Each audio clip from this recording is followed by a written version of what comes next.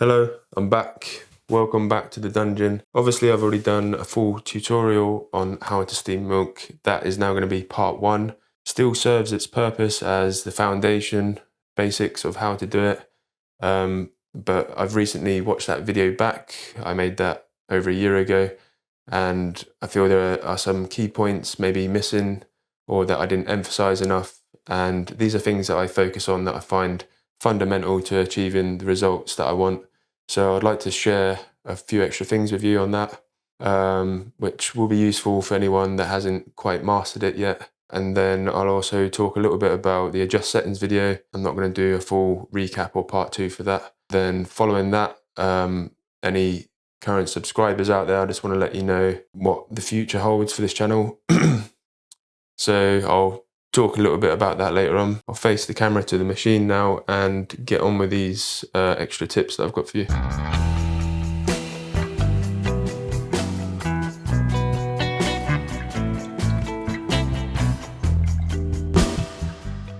So full cream dairy has long been the gold standard for achieving that classic creamy cappuccino finish. You can use skimmed, low-fat, lactose-free and barista-formulated plant-based milks. They all just behave a little differently when steamed. I've found the latter tend to go a bit more foamy and airy as opposed to creamy. I'm using a 400ml or 14 ounce stainless steel pitcher. I'm filling it with milk about halfway, so around 200ml or 7 ounces. To be able to create and maintain a steady vortex throughout, I wouldn't use a pitcher much larger or smaller with this machine. Now I'm just going to steam some milk from start to finish so you can just observe without me talking over it, and then I'll come back and break it all down.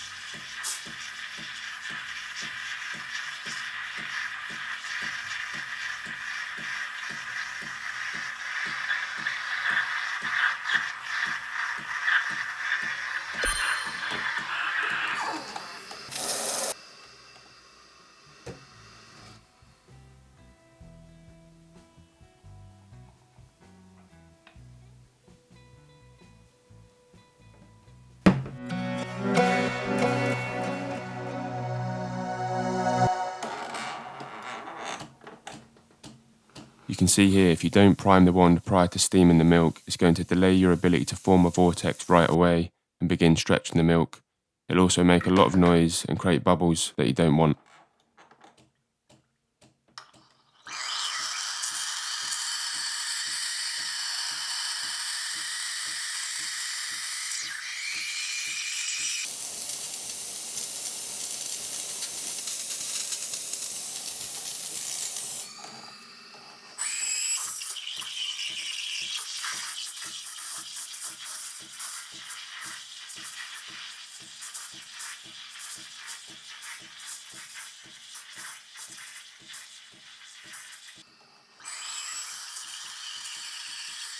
You can see a huge difference in efficiency. On the right, we're straight into a vortex, straight into stretching the milk. On the left, we're not doing much other than making a noise and creating unwanted surface bubbles.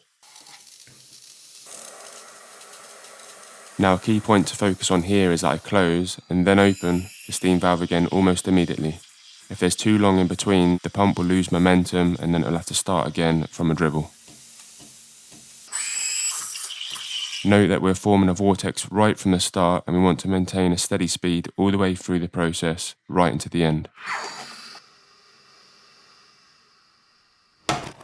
You may remember in the part 1 steaming video, I broke the process down into 2 phases, but there's a bit of overlap and it's not as simple as just holding the pitcher at 2 set heights. You have to be observant and attentive to adjust the height as needed throughout, which brings us to the next point.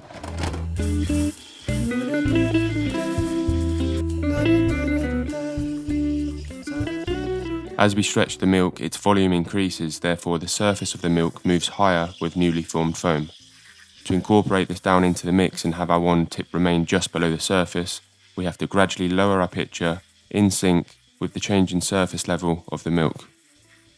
We have to be very focused on how the milk's responding to our wand depth and carefully adjust accordingly, continually with a steady hand. Once we're happy with the volume we've added and the side of the pitcher begins to feel warm, we move into phase 2, further submerging the wand just enough so that we're no longer creating extra foam, yet still pulling the surface down into the mix until we're done. Towards the end of phase 2, the bottom of the pitcher will start to become too hot to touch and the milk will begin to create a louder sound.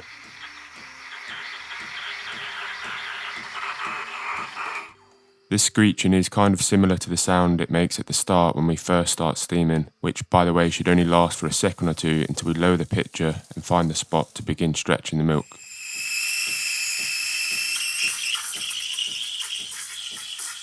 If your steam wand remains too deep in the milk, it will just continue to screech.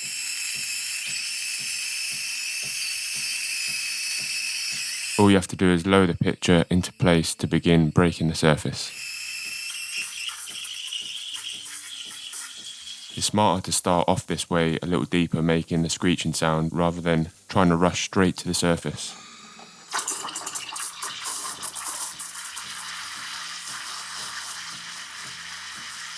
Because if you start off like this, you're just creating extra work for yourself and you're going to have a challenge on your hands to break all these bubbles down into a smooth finish. So to recap, here's what it shouldn't look and sound like, followed by the ideal scenario.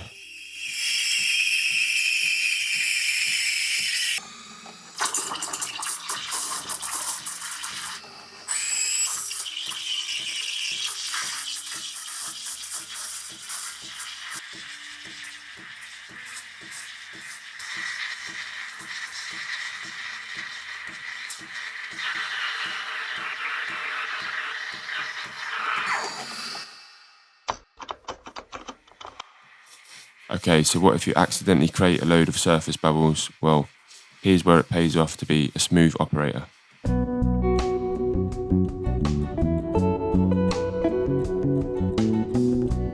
This is a task that requires precision at times, so if you're operating with an unsteady hand, it will limit your dexterity, and that will show in your results. Supporting the pitcher with two hands does offer some improvement, though for optimum stability, I suggest anchoring one hand against the machine in some way. The idea is to have multiple points of contact, each applying force in opposing directions. This creates a more stable, sturdy grip from which you can accurately make the minute adjustments that are required at times. So here I'm deliberately dropping the pitcher height to create a mess of the surface.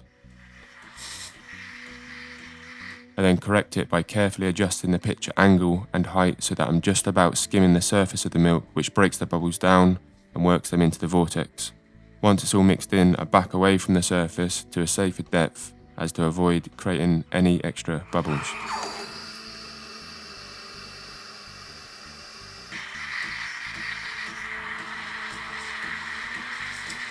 This method shown is basically an exaggerated version of what you need to do throughout the whole process. There will always be a slight surface foam and you'll always need to pull that down into the vortex and incorporate it with a steady hand.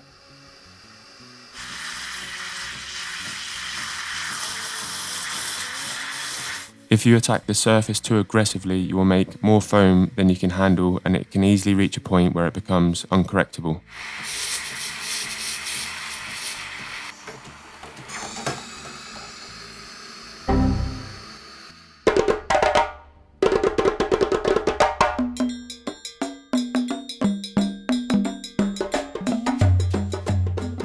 Another key thing to focus on is that you're maintaining a steady vortex throughout from beginning to end.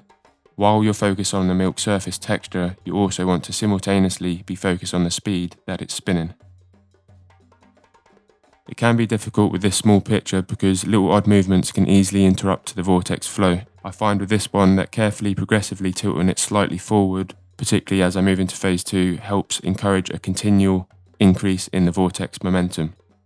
Just find what works for you to keep that sucker spinning fast.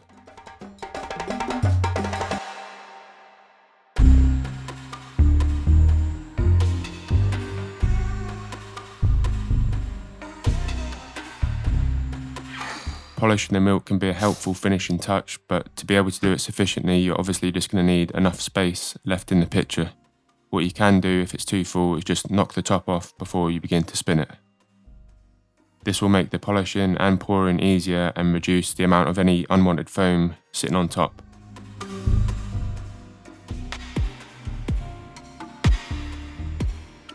Ideally, you want enough space in the pitcher to almost get it horizontal while slowly pouring in a controlled fashion.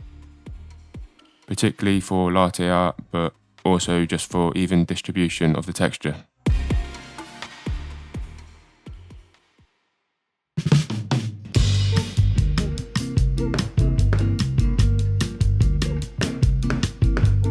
As with polishing not being a complete substitute for a lack of vortex, neither will tapping the pitcher compensate for over-injection of air. Tapping once or twice helps drive up and pop the odd surface bubble or two. But ideally, you should aim to finish without any bubbles to pop. You'll just polish it and then pour. What tapping the pitcher will not do is resolve a bubble bath situation. At that point, you're better off starting again. As a general guide, if you find yourself tapping the pitcher more than once or twice, only to find more bubbles keep reappearing, then the chances are that the milk's full of bubbles throughout, and unfortunately, no amount of tapping is going to fix it. You just need to practice not making them in the first place, or improve your precision of breaking them down while you're steaming.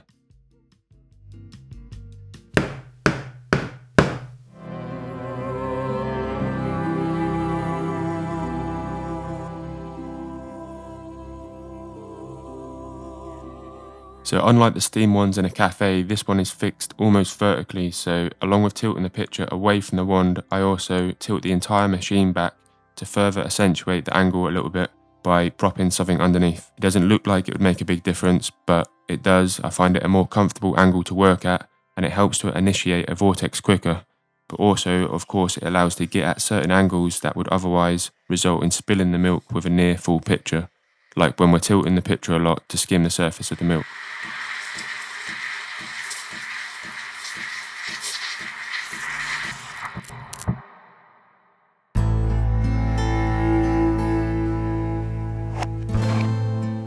If you have the cappuccino maker attachment removed, it is possible that the steam wand tip bursts off into the milk while you're steaming.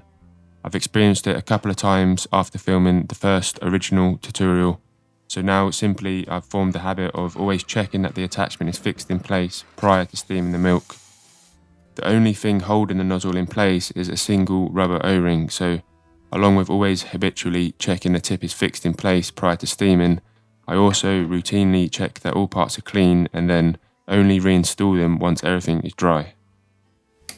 So if for whatever reason this join becomes the path of least resistance for the steam to escape from, say if the tip's partially blocked with dried milk and you've got it buried too deep in the milk while you're steaming, then obviously the steam wants to get out from somewhere, so it can blow this attachment off.